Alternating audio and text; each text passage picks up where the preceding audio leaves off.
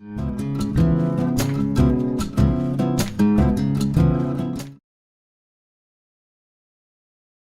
lá no tópico 5.3, nós vamos falar sobre o impacto da longevidade na área da saúde, né? Como é que nós vamos lidar com toda essa transformação, com esses números de idosos que vem crescendo a cada ano? Os grandes institutos de pesquisa vêm apontando que a população brasileira está envelhecendo mais. Por que eles estão envelhecendo mais, né? Anteriormente, né, nós vivíamos em outra modalidade de vida, vamos dizer assim, nessa forma. As pessoas não se cuidavam tanto como estão se cuidando agora, né? Hoje as pessoas elas pensam em melhoria de vida, pensam em ter uma qualidade de vida melhor, né? De comer bem, fazer atividade física, se preocupa não só com o corpo, mas com a mente também, que isso ajuda muito, né? Para a pessoa ter um envelhecimento bem melhor e ela conseguir ter uma boa vida mesmo de verdade. De acordo com um levantamento de 2018 do IBGE, Instituto Brasileiro de Geografia e Estatísticas, o rápido processo de envelhecimento fará com que, em 2030, o Brasil possua mais idosos que criança pela primeira vez. Vamos lá entender por que vem mudando tanto, né, esse padrão aí. Antigamente, se tinha muito mais crianças do que idosos. Hoje, até 2030, segundo a pesquisa que foi realizada em 2018 pelo IBGE, está apontando que em 2030 nós vamos ter muito mais idosos do que crianças. Por quê? Primeiro, as mulheres hoje estão tendo menos filhos. Antigamente, as mulheres tinham em média, né? Lá no tempo da nossa avó, da nossa mãe, as mulheres tinham em média entre 5, 6, 7 até 10 filhos, né? Tinham muitos filhos. Só que também eles não tinham uma boa qualidade de vida como tinham hoje. Então, eles morriam mais cedo. Mas hoje, as mulheres têm menos filhos e os idosos de hoje se cuidam mais do que anteriormente. Então, é por isso que hoje a média da mulher, né, para ter filho, no máximo 3 filhos, estourando 3 filhos. Então, hoje, existem até mulheres que não querem ser mãe, não querem mais gerar filhos, né? Não querem mais gerar filhos, nem filhos naturais, biologicamente falando, e nem filhos do coração.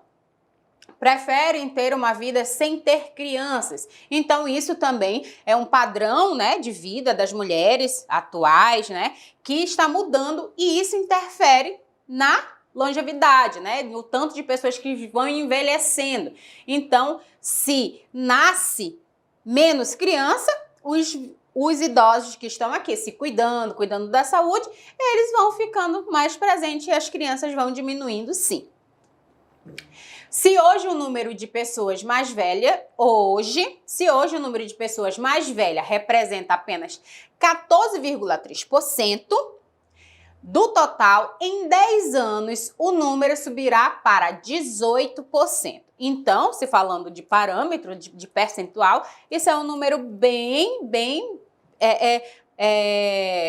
grande, né? Em relação ao tempo. O envelhecimento da população e saúde e mudanças futuras.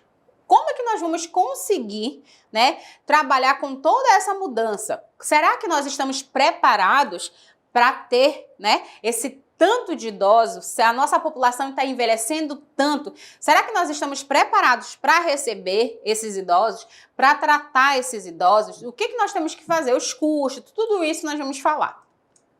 Se o país mais velho representa um avanço quando comparado às novas décadas, anteriormente, um novo fenômeno também significa as modificações profundas em relação à assistência em saúde. Por exemplo, mais despesas assistenciais. Então, claro que se o idoso vive mais, ele vai ter mais despesas, tanto para o nosso governo, né, que vai ser mais um aposentado. Lembrando que quem paga a aposentadoria dos idosos são os jovens, porque eles já trabalharam muito, nós precisamos trabalhar para que a gente possa gerar a aposentadoria deles. Então, né, isso é importante.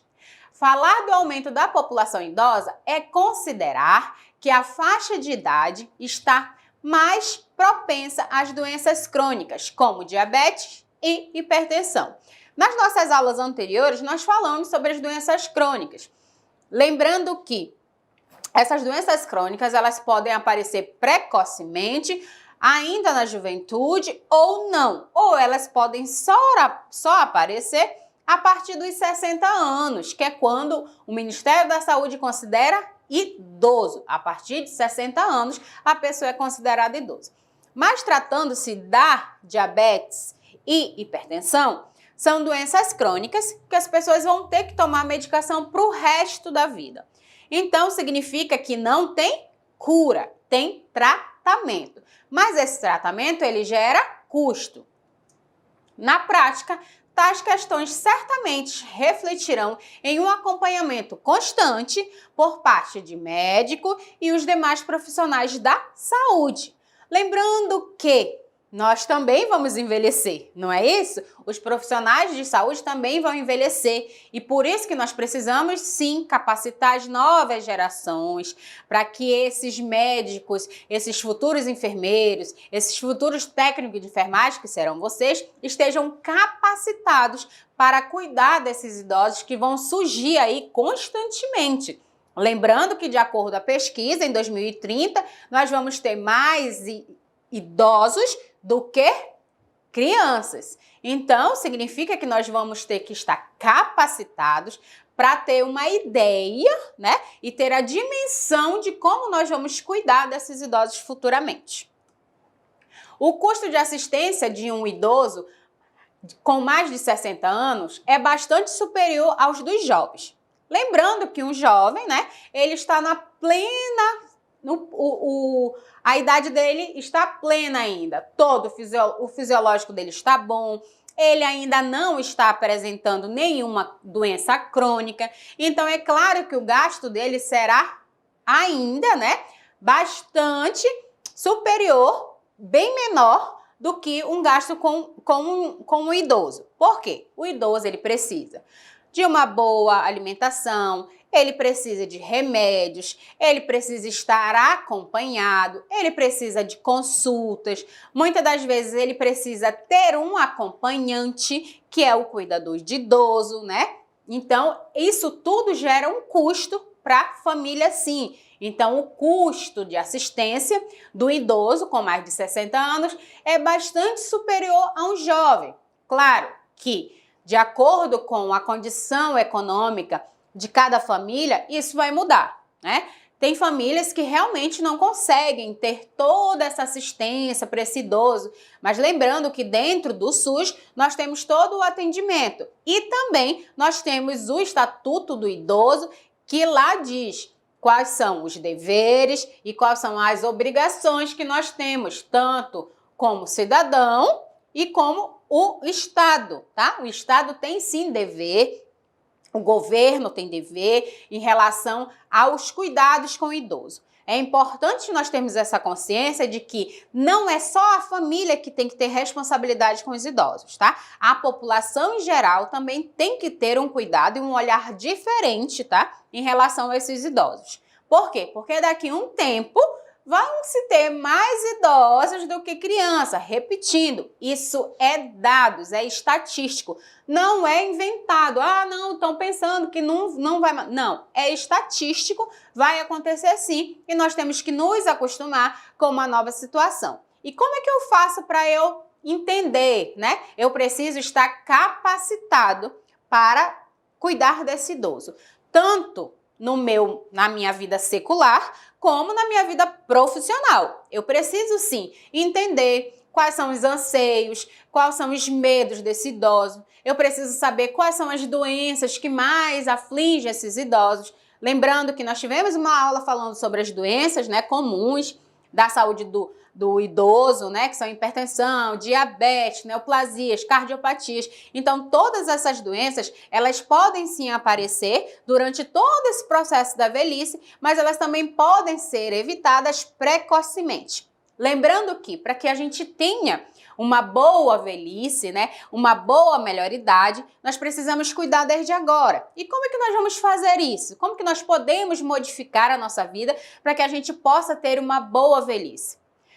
Primeiro, nós temos que começar a entender que o nosso processo de saúde e doença, ele não é só cuidar das doenças fisiológicas, as nossas patologias. O processo de saúde e doença, ele vai muito além daquilo que eu sou acometida, né?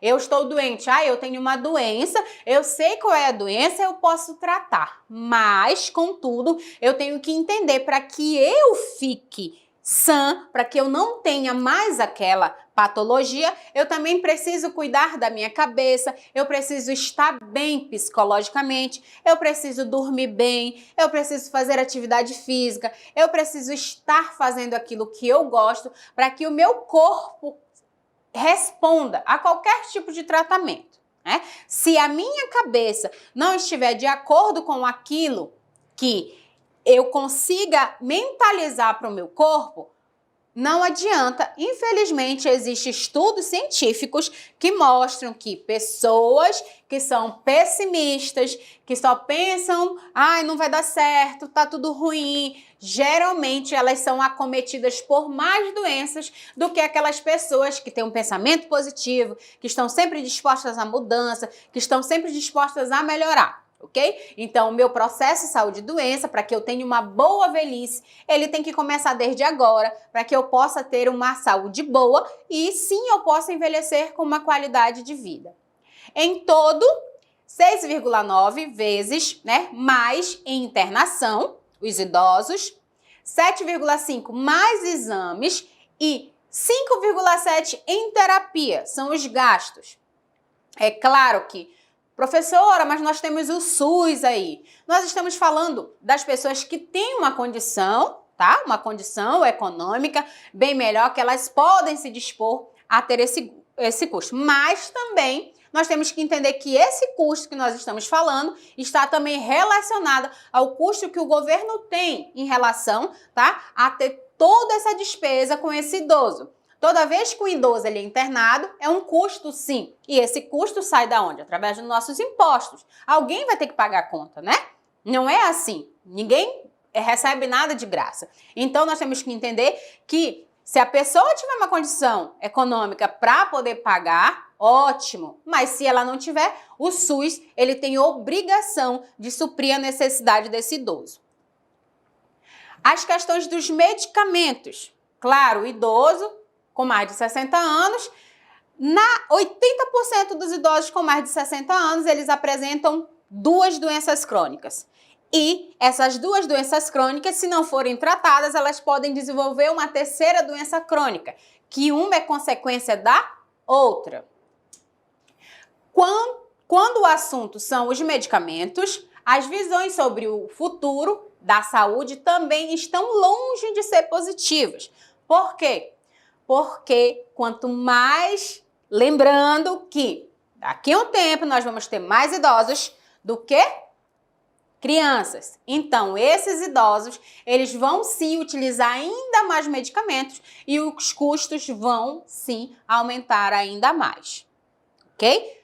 Temos sim medicamentos que são disponibilizados lá pela farmácia popular, que você vai lá na unidade básica, o médico receita para você e você pega de graça. Mas existem medicamentos que os médicos prescrevem que não tem, que o governo não distribui, e isso gera um custo. E as indústrias farmacêuticas, elas estão constantemente fazendo reajuste no medicamento.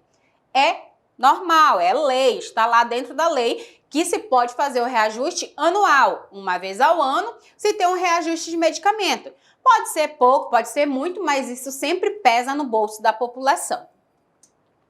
O valor destinado ao medicamento dentro, tá, do parâmetro dos cálculos que foram feitos. O valor destinado aos medicamentos corresponde a 40% dos gastos nacionais em saúde, ultrapassando até mesmo as despesas com seus planos de saúde. Outra coisa que nós temos que levar em consideração. O plano de saúde para o idoso, ele é infinitamente mais caro do que um plano de saúde para o jovem. Nossa, professora, mas por quê? Porque o idoso, ele tem a probabilidade de ter mais internações do que um jovem. Então, é claro que os planos de saúde vão já cobrar em cima desse valor. Porque o idoso ele pode ter uma queda. Por quê? Porque ele tem deficiência de cálcio, ele pode ter uma ou duas ou três patologias, né? Patologias crônicas, doenças crônicas. E isso tudo pode fazer com que ele se interne mais vezes. E isso tudo também acarreta mais despesa para os planos de saúde. Então, se você fizer a comparação de um plano de saúde de uma criança e um plano de saúde do idoso, existem planos de saúde que chegam a mais de R$2.000. Então, isso aí é uma diferença gritante por conta de todo o processo de envelhecimento, né, que nós estudamos também. O corpo ele vai ficando debilitado, todas as nossas células vão degradando, tudo vai se acabando, né? A mobilidade do idoso vai ficando comprometida. Então, isso tudo compromete, né, lá dentro dos cálculos que o plano de saúde faz em relação aos gastos que eles vão ter, né? Para as classes mais baixas, tal valor chega a cerca de 80%. Mas por que para as classes mais baixas chega a 80%?